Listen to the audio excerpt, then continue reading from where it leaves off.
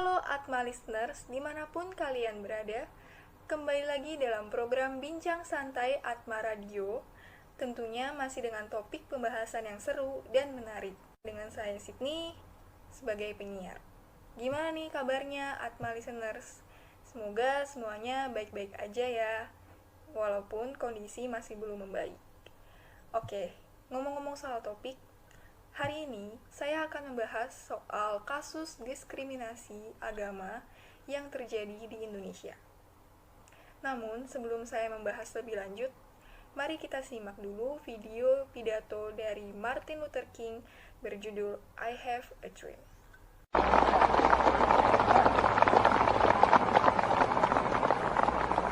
I have a dream that one day on the red hills of Georgia, the sons of former slaves and the sons of former slave owners will be able to sit down together at the table of brotherhood. I have a dream that one day, even the state of Mississippi, a state sweltering with the heat of injustice, sweltering with the heat of oppression, will be transformed into an oasis of freedom and justice. I have a dream that my 4 little children will one day live in a nation where they will not be judged by the color of their skin, but by the content of their character. I have a dream today.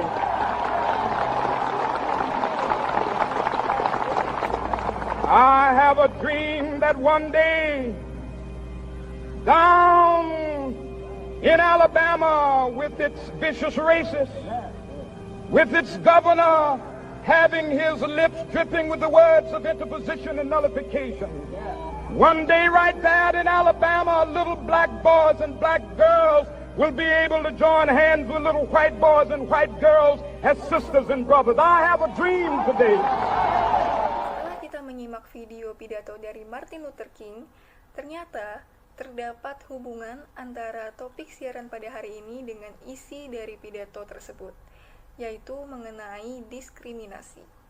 Sedikit mengenai pidato Martin Luther King, saat itu di Amerika Serikat, beliau merasakan ketidakadilan yang terjadi antara masyarakat kulit putih dengan masyarakat kulit hitam. Di sini, beliau merasakan ketidakadilan tersebut melalui perlakuan yang berbeda dari berbagai aspek, dimulai dari aspek sosial, politik, maupun budaya. Contohnya saja dari aspek politik, saat pemilu, masyarakat kulit hitam tidak diperbolehkan untuk memilih presiden Amerika Serikat saat itu. Perlakuan tersebut tentu membuat masyarakat kulit hitam, terutama Martin Luther King, merasakan ketidakadilan. Dari sinilah kita bisa belajar, diskriminasi itu bisa terjadi dari berbagai aspek kehidupan, dimulai dari aspek sosial, politik, maupun agama yang hari ini kita akan bahas.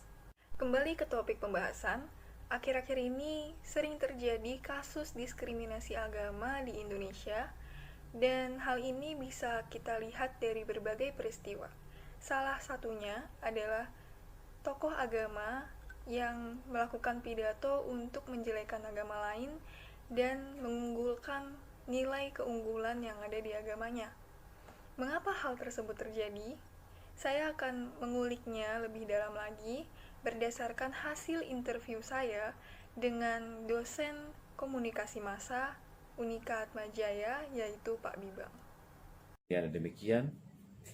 Bagian yang kedua, yang penting untuk kita dengan menggunakan akal sehat saja bertanya, mengapa kepalsuan itu terjadi di zaman sekarang ini yang serba informatif, yang begitu akseleratif mendatangi kita setiap menit.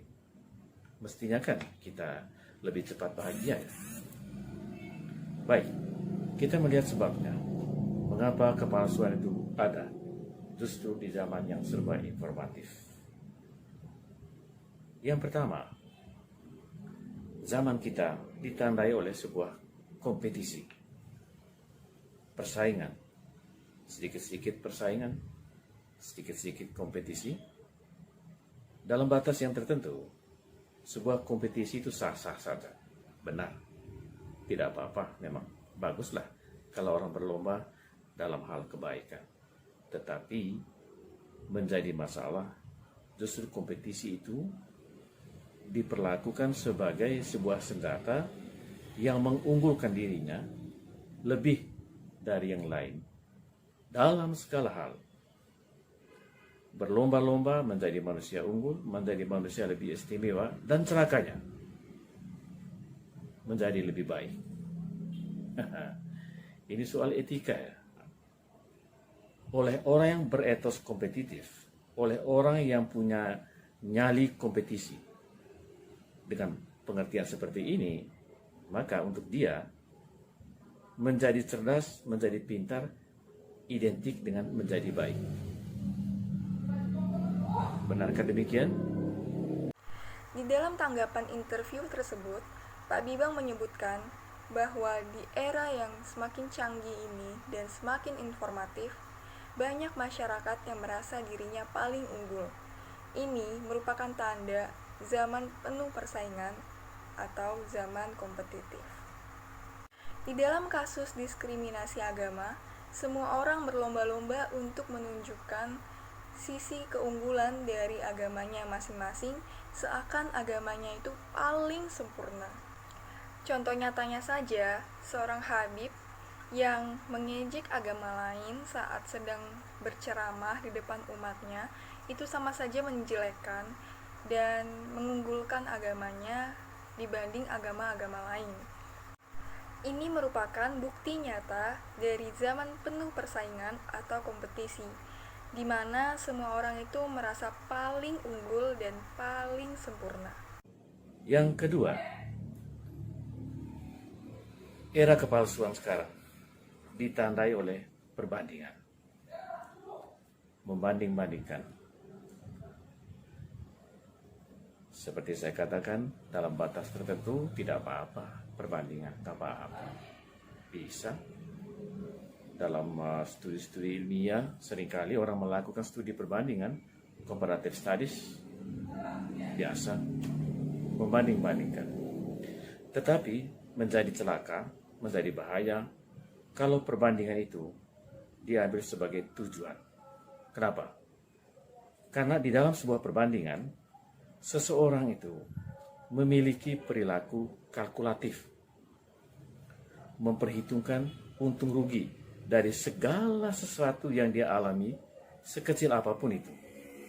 Pertanyaannya begini, apa untungnya sih untuk saya? Alah, nggak mau saya ikut, rugi. Terutama untuk keuntungan itu ya, untung, profit. Profit itu selalu nomor satu dan yang terutama. Nah ini untuk orang yang beretoskan perbandingan. Terjadinya diskriminasi agama di Indonesia juga disebutkan oleh Pak Bibang disebabkan karena adanya perbandingan. Perbandingan yang dimaksud ialah baik dan buruknya suatu hal itu dipertimbangkan secara berlebihan, kemudian selalu mempertanyakan keuntungan dan kerugian yang akan didapat oleh dirinya sendiri. Kembali ke topik diskriminasi, setelah sempat saya singgung bahwa salah satu tokoh agama mengejek agama lain, ini sama saja otomatis membandingkan agama secara berlebihan. Bicara soal perbandingan dari perspektif mempertanyakan keuntungan dan kerugian, tentu saja ini akan membawa keuntungan profit berupa materi dan atensi, karena pidato yang sensasional tersebut bisa mengundang atensi dari masyarakat, baik itu atensi dari perasaan marah, benci, ataupun setuju dengan perspektif tokoh agama tersebut dalam pidato yang sensasional. Dan secara tidak langsung ataupun secara langsung, dia akan mendapatkan bayaran dari media yang mengundangnya itu.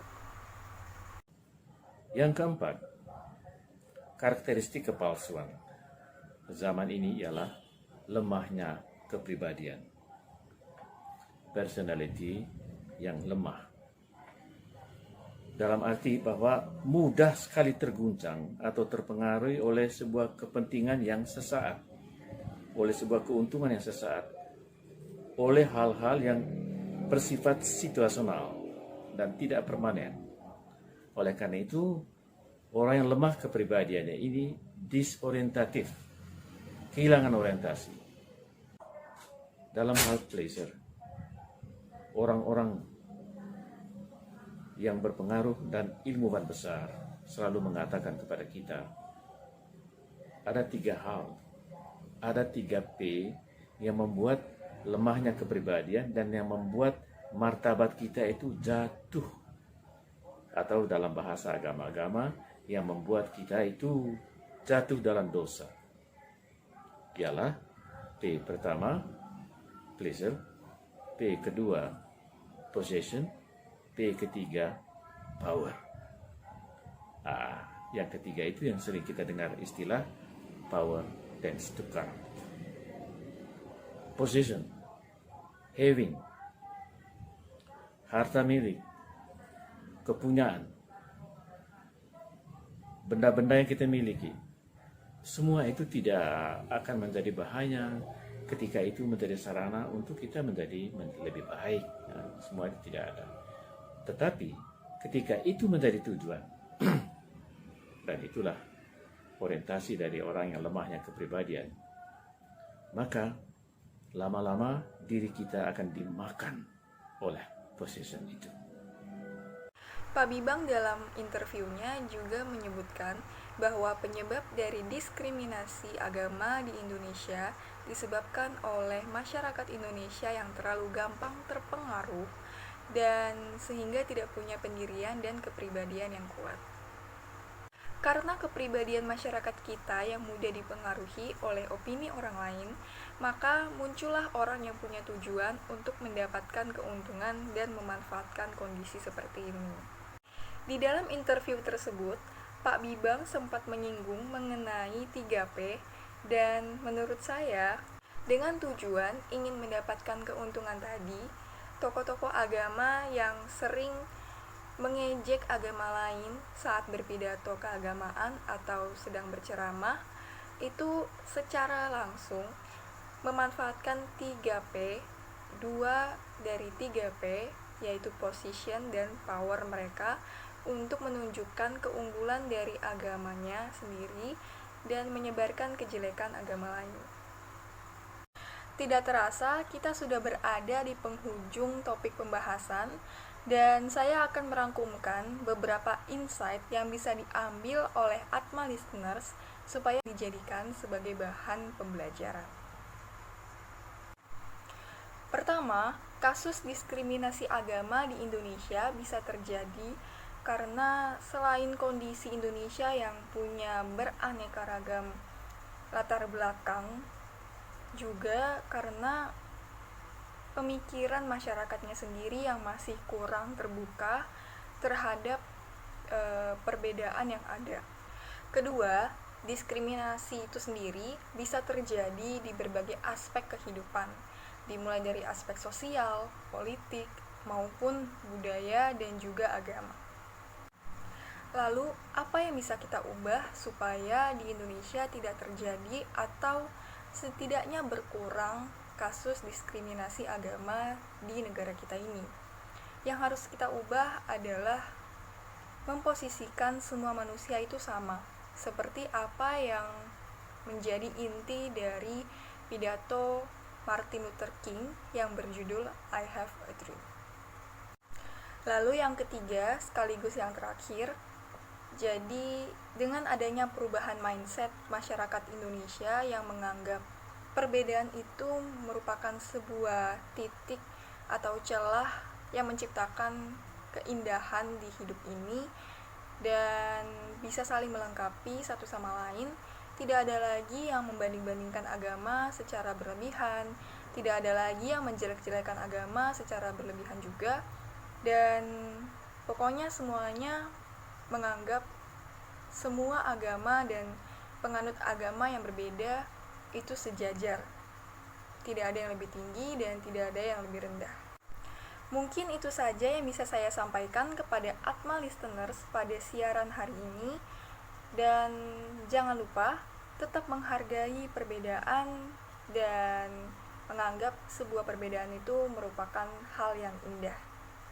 Saya Sydney sebagai penyiar, sampai jumpa.